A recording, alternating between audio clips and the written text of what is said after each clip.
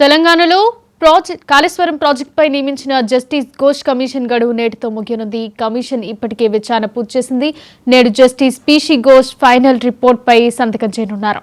అనంతరం irrigation secretary Rahul Bojja నివేదికను స్వీకరించి సీఎస్కు అందజేస్తారు. ఆగస్టు 1 లేదా 2వ తేదీన ఈ నివేదిక తెలంగాణ ప్రభుత్వానికి అందే అవకాశం ఉంది.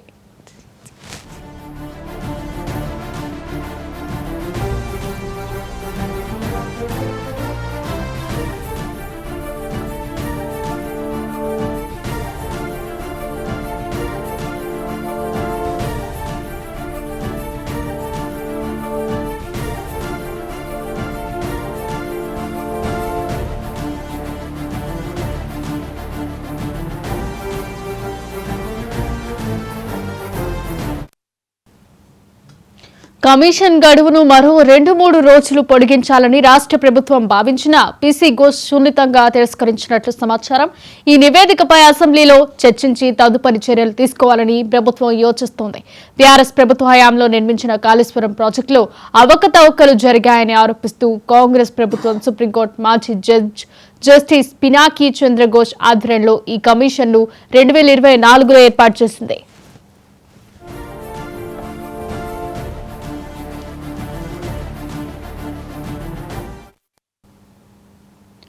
ఈ కమిషన్ పలువురు ఇంజనీర్లు, ఈఎన్సీలు, ఐఏఎస్ అధికారులు సహా మొత్తం 116 మందికి పైగా వ్యక్తులను విచారించింది.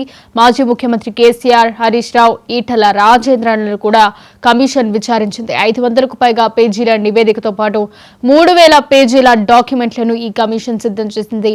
గత ప్రభుత్వం జారీ చేసిన జీవోలు, ఒప్పందాల నిధుల విడుదలను పరిశీలించి ఈ నివేదికను రూపొందించారు. ఇదే అంశానికి సంబంధించి మరింత సమాచారం మా ప్రతినిధి రామ్ నరేష్ అందిస్తారు. రామ్ నరేష్, చెప్పండి.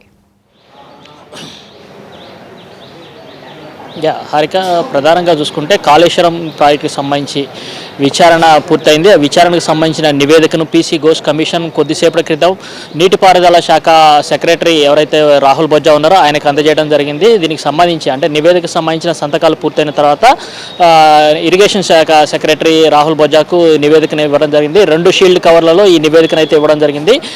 ప్రధానంగా చూసుకుంటే కాళేశ్వరం ప్రాజెక్టుకు సంబంధించి భారీ ఎత్తున అవకతవకలు జరిగాయి. ఈ నిర్మాణ సమయంలో భారీ ఎత్తున అవకతవకలు జరిగాయని చెప్పేసి కాంగ్రెస్ ప్రభుత్వం అధికారంలోకి వచ్చాక దీనిపై ఒక విచారణ కమిషన్ అయితే ఏర్పాటు చేయడం జరిగింది. 2024లో పీసీ ఘోష్ కమిషన్ను విచారణ కమిటీకి వేయడం జరిగింది. అయితే దీనికి సంబంధించి పీసీ ఘోష్ కమిషన్ విచారణ కమిటీ వేసిన తర్వాత దీనికి సంబంధించి కాళేశ్వరం ప్రాజెక్టులో పనిచేసిన ఎవరైతే ఇంజనీర్లు, అదేవిధంగా అధికారులు ఎవరున్నారో వారందరినీ కూడా విచారించడం జరిగింది.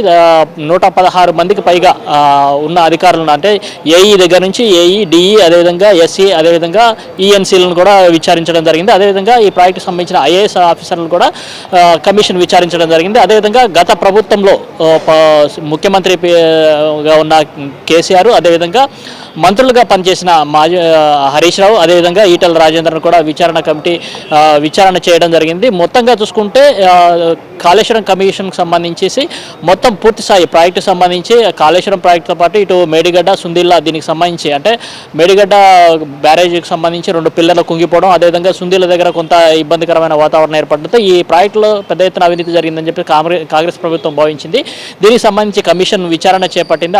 అప్పుడు పనిచేసిన అధికారులతో పాటు అప్పుడు ప్రభుత్వంలో ఉన్న ఎవరైతే మంత్రులు కానీ అదేవిధంగా ముఖ్యమంత్రిని కూడా విచారించడం జరిగింది. వీళ్ళందరినీ విచారించిన తర్వాత వాళ్ళకి సంబంధించిన స్టేట్మెంట్లు అన్నిటి కూడా రికార్డ్ చేసుకున్నారు. ఆ రికార్డులన్నింటిని కూడా ఒక నివేదిక రూపంలో పీసీ ఘోష్ కమిషన్ నివేదిక తయారు చేయడం జరిగింది. ఆ నివేదికను ఆయన ఈరోజు కొద్దిసేపటి క్రితం ఆయన సంతకం చేసిన తర్వాత నీటిపారుదల శాఖ సెక్రటరీ ఎవరైతే ఉన్నారో రాహుల్ బొజ్జా ఆయనకు అప్పగించడం జరిగింది. 2 షీల్డ్ కవర్లలో ఈ నివేదికను అయితే ఇవ్వడం జరిగింది.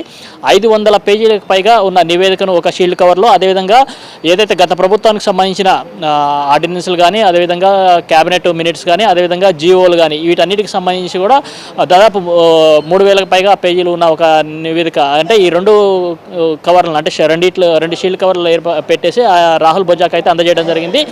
రాహుల్ బొజ్జా ఈ ఏదైతే పీసీ ఘోష్ కమిషన్ నుంచి తీసుకున్న 2 షీల్డ్ కవర్లను దీనిపై క్షుణ్ణంగా పరిశీలించిన తర్వాత ప్రభుత్వానికి అంటే సిఎస్ రామకృష్ణారావుకి అయితే అందజేస్తారు. ఆ తర్వాత రామకృష్ణారావు దీన్ని ప్రభుత్వానికి అందజేస్తారు.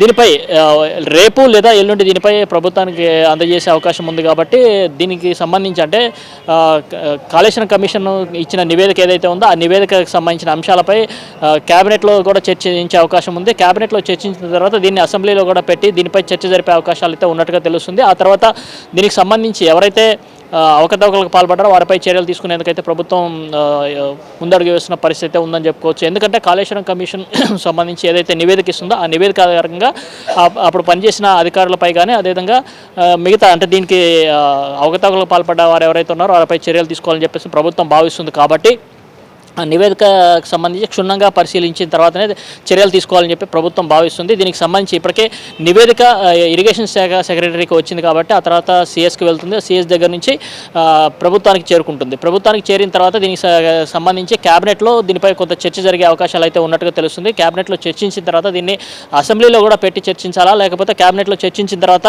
చర్యలు తీసుకోవాలనే దానిపై రేవంత్ ప్రభుత్వం కొంత కసరత్తు చేసే అవకాశాలు అయితే ఉన్నాయి. కసరత్తు చేసిన తర్వాత ఇక్కడ అవకతవకలు పాల్పడ్డ వారి చర్యలు తీసుకునే అవకాశం ఉంది. ప్రధానంగా చూసుకుంటే కాళేశ్వరం కమిషన్కి సంబంధించేసి ఇప్పటికే అప్పుడు పనిచేసిన ఈఎన్సీలు కానీ అదేవిధంగా ఎస్సీలు డిఈలపై ఇప్పటికే ఏసీబీ అధికారులు కొరడా జులిపిస్తున్న పరిస్థితి ఉంది. ఇప్పటికే దాంట్లో పనిచేసిన ముగ్గురు కీలక ఈఎన్సీలపై ఏసీబీ అధికారులు సోదాలు చేపట్టి దాదాపు పెద్ద ఎత్తున నిధులు వాళ్ళ దగ్గర ఆస్తులు ఉన్నట్టు గుర్తించడం జరిగింది. అదేవిధంగా కొంతమందిపై కేసులు కూడా నమోదు చేయడం జరిగింది. మరి కొంతమందిని అరెస్ట్ చేసి వాళ్ళని విచారణ చేస్తున్న పరిస్థితి అయితే ఉందని చెప్పొచ్చు.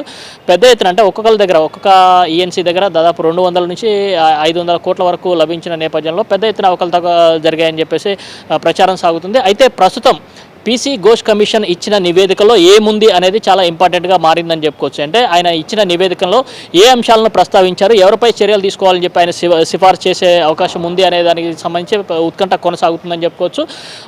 నివేదిక ప్రభుత్వానికి చేరిన తర్వాత దాన్ని క్యాబినెట్లో చర్చించిన తర్వాత ఈ అవకతవకలు పాల్పడ్డ ఎవరైతే ఉన్నారో అదేవిధంగా కమిషన్ ఎవరి పేర్లు సూచించిందో వారిపై చర్యలు తీసుకునేందుకు ప్రభుత్వం సిద్ధమవుతున్నట్టుగా తెలుస్తుంది. మొత్తంగా చూసుకుంటే కాళేశ్వరం కమిషన్కి సంబంధించి తుది నివేదికనైతే పీసీ ఘోష్ కమిషన్ ఇవ్వడం జరిగింది.